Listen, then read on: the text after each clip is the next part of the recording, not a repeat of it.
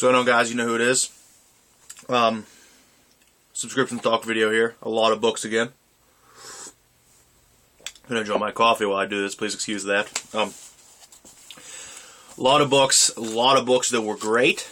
A lot of books that were just solid. I mean, there was like one or two books that I wasn't really feeling, and I have to argue with myself whether I should release them or not. Or drop them. Release. Yes, this is my sports team, and I must release players to the free agency wire. Sorry. Just hop right into this because I got a lot of books. I don't want to talk too long. Uncanny Avengers number 5. Digital cut up for grabs if you're interested. Phenomenal book. Spoiler alert. At the beginning of this, we see new Apocalypse twins with, looks like Kang is going to be a mastermind behind some of this. And this is just phenomenal. I love this book. Scarlet Witch is now questioning Alex Summers' leadership abilities. And it's just such a great read. Rick Remender is just doing some phenomenal things. Sunfire coming back. It's neither here nor there for me. It depends on how he actually does when he comes back. We'll see, though. Transfusion number 3, Vampires vs. Robots. This book let me down a little bit. I mean, as much as I love this book, the first 2 issues, this last one, it seems like the art's not done. I don't know if it was intentionally done that way, of how it kind of just drops off and it's a completely different art style. But to me, it looks like it wasn't finished, like they missed their deadline. So that let me down on this book. I mean, it was a good story all around, but also, even though the art's not finished, this book was delayed, and I kind of forgot what happened in the first 2 issues. Maybe I'll read the last 2 and do a whole series review, but still being mad about the art not being finished. Thunderbolts number 7. They're in the submarine, and the weird relationship between Punisher and Elektra and triangle with Deadpool is interesting. They try to get Red Hulk to tell them what he knows by force, and he kind of takes them all down. And it seems Red Leader is going to die. That's just my opinion. His nose is bleeding and whatnot. And solid book, though. I don't know if the art is right for it, though. I mean, I'd like to see a different artist on it, but we'll see moving forward. Superman number 18. Great little thing here where all these patrons at this weird bar on a rooftop of a skyscraper start just diving off, and Superman saves them all. It was due to a telekinetic link between I can't even remember the guy's name right now. He was an old Green Lantern villain, I believe. He was putting it through like the music of the club to have them do it. The U.S. government is also trying to get into the Fortress of Solitude, which I'd like to see that happen because Superman's not going to allow that to happen. Although if they did, it would be interesting because they would not understand a thing going on. Superior Spider-Man 6AU. This is the Age of Ultron crossover, and this answered my question that I was asking myself while reading Age of Ultron, and a couple other books that Spidey's in that he's not in this book. I feel like some people are still writing Spidey as if he's Peter Parker, but this answered the question that it's not. It is Otto. It was awesome. Otto decided he was going to save the world by himself, but then kind of take it over. Excuse me. He kind of takes control of some Ultron bots and has a great fight with them, but it was all trickery for Ultron to get him and kind of take him down. It was a great book, though. I mean, there was 0 Peter Parker in it, so excellent by my standards. Loved it. Next book, Injustice, Gods Among Us number 3. I'm actually awaiting this game, and this comic is not letting me down. Superman is continuing to police the Earth, and Wonder Woman has decided to join him and kind of be his right hand. The God of War Ares appears, and Wonder Woman slays him. And they said it's very dangerous because Wonder Woman doesn't have the control that Superman does. She'll do the things that he can't do. Loving it. And if this is the kind of story that's going to be in the game, can't wait. The Superior Spider-Man digital copy is also up for grabs. Somebody please take them. And, I mean, I still have codes available from 3 weeks ago. So, I don't know. Nobody wants them. I'm just going to start not even getting them anymore. Not even collecting them for people to have. Fantastic Four, number 5, AU. Age of Ultron crossover once again. This book hit me right in the feels. It really got to my feelings. It was interesting. It shows, I was wondering how they were going to do it upon first getting this book. I was wondering, because they're off in space, they're way light years away. But apparently they had Reed obviously cooked up some type of transfer device. And they were able to teleport back, but they leave Franklin and Valerie in the ship. And they leave these messages of, like, if things went wrong, what would happen. And, like, you know, kind of saying their goodbyes. They pretty much get destroyed. Only Sue appears makes it, but when Mr. Fantastic gets taken out, it's a sight. It really gets you. I mean, great book, though. Fantastic Four has been killing it for me. I love this book. This one has a digital copy. I believe that this is because it's the Age of Ultron crossover, it was $3.99. And that's why it has the digital copy. So, if somebody wants this, jump on it, please. Let me know. I'll get you the code, no problem. Either, you know, write a comment or send me a message. Either way, I'll get it to you. And now from that, its counterpart, which I'm not too excited about, is FF number 5. At this point, I'm not really excited about this book. I know this book, people have been loving this book, and people think it's phenomenal. I don't like Allred's art. I don't know. It seems hastily done, and it seems like there wasn't a lot of time put into it. I like this cover, but the book itself, I'm not a fan of the art. I feel like there can be more dimension in the colors. I feel like the art doesn't have enough substance for me to enjoy it fully. The story's been alright. There's a nice appearance by Luna Lockjaw and the mostly forgotten Black Bolt Medusa's son, Ahuna, I believe his name is, or Ahura.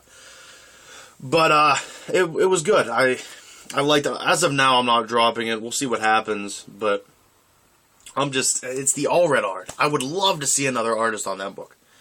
And then moving along to the fact of other artists on books, we have Flash number 18, and it is not Manipul in the art this time. It is Mario Takara, and he does well. I mean, it doesn't flow as well as the the last issues of Flash have, but I mean, it was still good.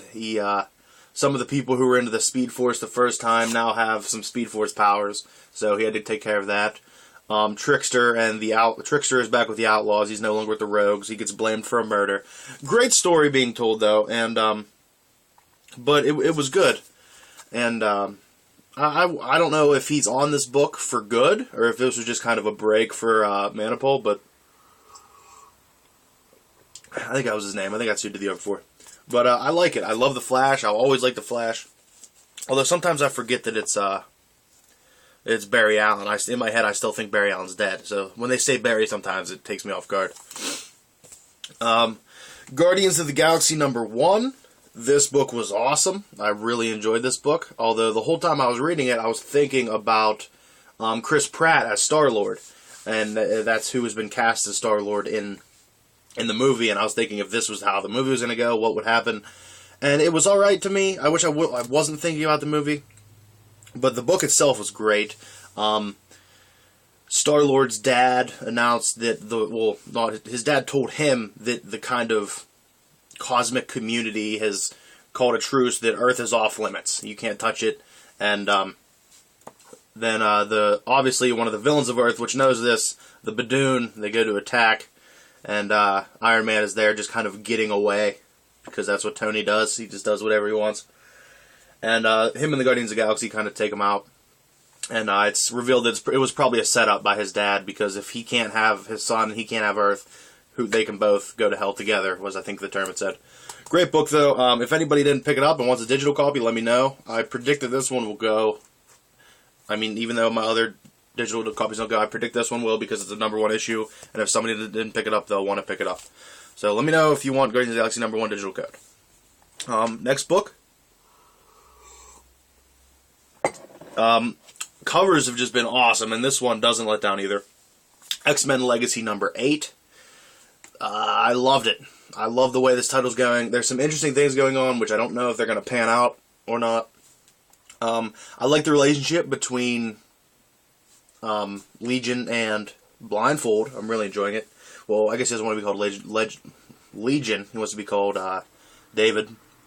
But I like the relationship. They kind of have a weird date in the dreamscape here, where they're eventually attacked, and it seems that Charles has saved him, but it wasn't actually Charles. It was kind of a weird Charles-like person in David's head. So I imagine that he has his dad's powers. Is my view on it. I don't think he's alive in some type of weird dreamscape.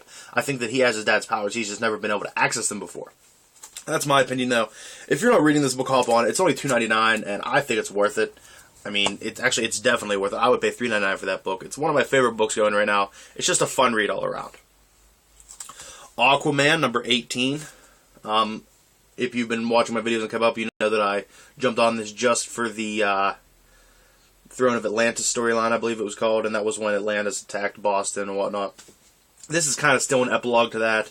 He returns to Atlantis. He's going to take the throne. There's all types of politics going on in between. I mean, it was a fun read. Mara's up on, the land, still causing problems. And it seems that there's some type of ancient king who's coming back to reclaim the throne. And I don't know who it is. I'm not that familiar with Aquaman. But I'm going to stay on and see what's going on. I mean, I liked it. I like how Aquaman is a real character now, not just a joke to anybody. Or everybody, I guess. This next book really turned my thoughts around on the series. I was actually thinking about dropping it, and if you watch my videos, you know how hard it is for me to drop something when it's either a limited series or it's in the early stages of it. But that was Age of Ultron. Age of Ultron number 3 blew my mind. If you don't want spoilers about this, please go to the next book, because I have to say it. It was awesome to be one of the best reveals in a long time for me. All of the remaining superheroes decide that they're going to sell one of themselves to Ultron to get some inside information and kind of fight from the inside. They got this information because in the last issue, Peter was being sold to Ultron by the Owl and somebody else. It might have been the Tinker or something.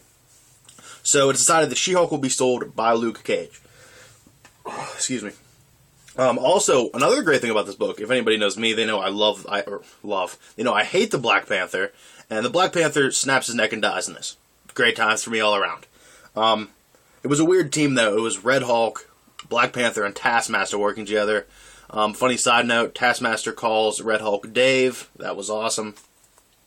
He said he's not calling him Red Hulk, so he'll call him Dave. They're trying to get some Ultron technology, it seems. So they get it. Black Panther dies in the process, but Taskmaster and Red Hulk get away. Now back to the main plot here. As Luke Cage is taking She-Hulk to sell, quote unquote sell, he walks in and sees the figure and he says, "Oh, it's not Ultron. This isn't Ultron, and it's the Vision." And it appears that the Vision is in charge of the entire operation. I'd imagine it's probably going to come down to the Vision just being kind of being used by Ultron, but just that simple reveal that I didn't expect it, and that I love the Vision, and that if it is the Vision and it's not Ultron in control, that is phenomenal. I mean, I guess it could still be considered Age of Ultron because Ultron created the Vision. If the Vision took over, it could just be another advancement of himself. Either way, though, loved it. Complete 180. Turn my thoughts around on the title. If anybody wants the digital edition, pick it up. I also have 1 and 2 available, so you can read the whole series now. Somebody take it, because I enjoyed that reveal probably as much as anybody did. And, well, probably more than a lot of people did. Deadpool Illustrated number 3, A Christmas Carol. I noticed something with this book, which I didn't realize with the first 2, and it seems this one's moving a little slower.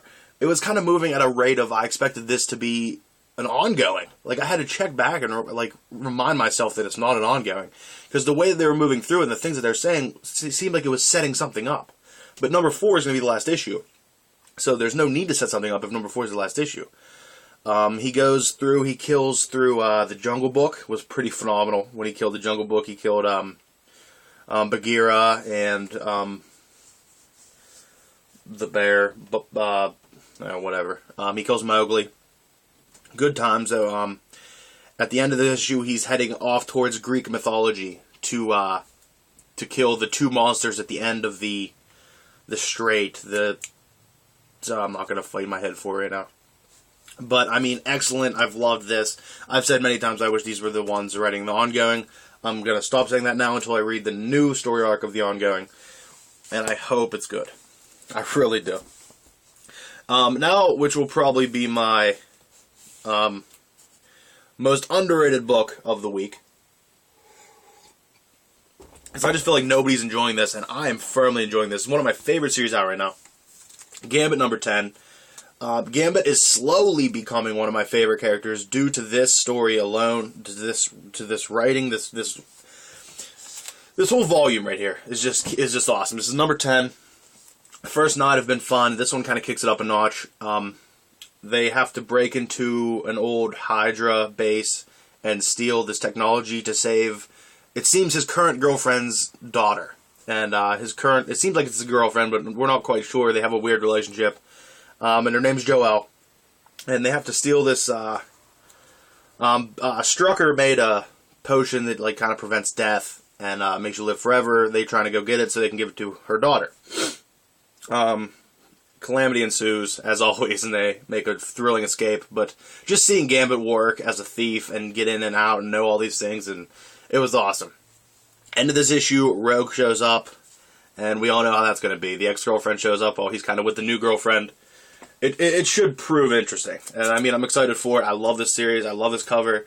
Gambit is slowly becoming one of my favorite characters. And I never thought he would because I hate the way he talks. But it's done well in that book. Next book is Morbius number 3. I don't know how I feel about this book. It's not bad, but I'm not reading it... Oh, excuse me. I'm not reading it and just saying wow to myself at all either. I kind of expect it to go how it's going. He's just thirsting for blood and he wants to get it, and that's kind of the story.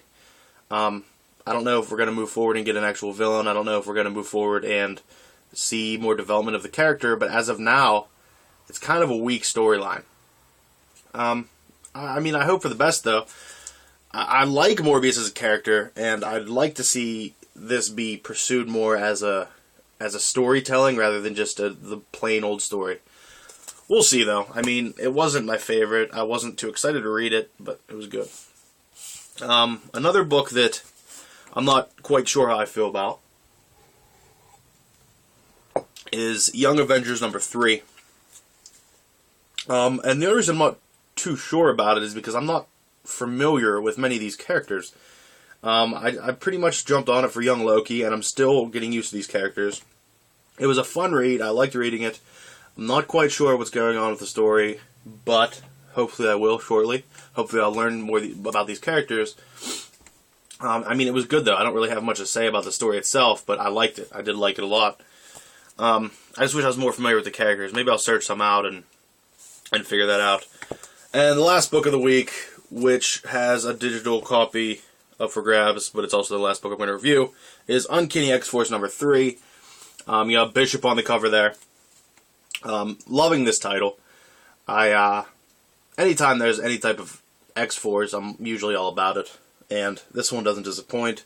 Seems Psylocke is kind of in charge. Her and Storm, I believe. And, not just Storm, Mohawk Storm. Sorry, gotta say that because she's much better. They fight Bishop in this tunnel trying to save this girl. And Puck's not having it, doesn't want to do it. But it's a good team dynamic. And Bishop's a monster. And it was all a trick to kind of get Psylocke into Bishop's head. And it looks like Psylocke is going to fight through Bishop's kind of, mental state. And at first when she goes in, she said it's a mess. It's just unbelievable. She doesn't know how people think like that. And I think that's the thing. Bishop is kind of completely crazy. Somebody pick up this digital copy because it's a great book. I love this book. My pick of the week this week, I want to go with Gambit, but I don't think I can because it's just so solid. I don't want to go with Age of Ultron because it's just, I feel like I'm playing into them. I'm going to go with the Fantastic Four was my pick of the week this week. I really enjoyed the book. It surprised me with what it was doing. It was awesome. As simple as that. Once again, I'm going to run down the digital copies available. Somebody please take them. Please. I know I don't like reading digitally, and you probably don't, but just give it a shot. Just read them. Because I don't want them. I'd love to give them to somebody. Please, take them. Fantastic Four, 5AU. Age of Ultron, number 3.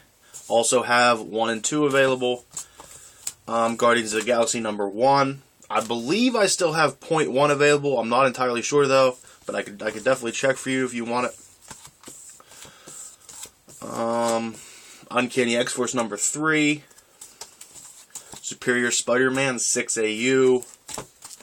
And Uncanny Avengers, number 5. And also go back and look at my other subs videos. There should be whatever ones are still in the description box are still available. And just send me a message, comment on it, whatever, and I'll get those to you. If they're in the description box, they're still available. I'll take them out when I give them to somebody. That being said, this video's been long enough. I appreciate you guys for watching, and remember, finish it up. Have a great day.